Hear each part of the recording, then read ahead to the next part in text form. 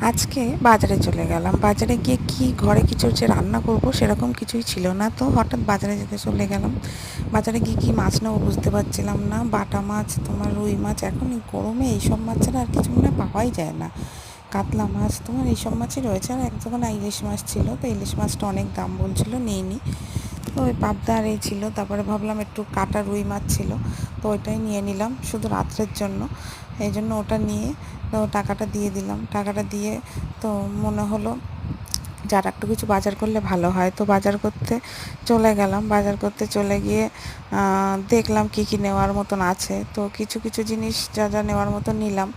নিয়ে ঠিয়ে কিন্তু কী নেব, সব কিছুর যা দাম বলছে, নিয়ে তো তাড়াতাড়ি করে ওখানেই আর ক্যামেরাটা করিনি।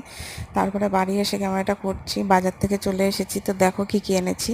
তো 2 আঁটি কলমি শাক এনেছিলাম। কলমি শাকটা রান্না করলে বেশ ঘরে সবাই ভালো খায়, আমিও খুব ভালো লাগে আমার।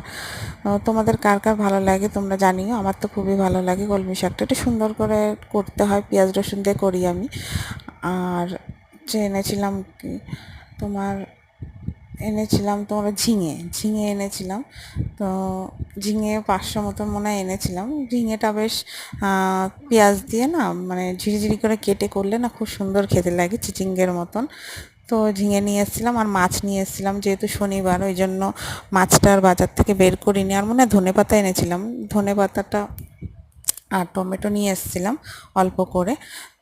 আর মাছ নিয়ে এসেছিলাম 2 রকম। মাছটা আর বের করিনি, শনিবার যেহেতু।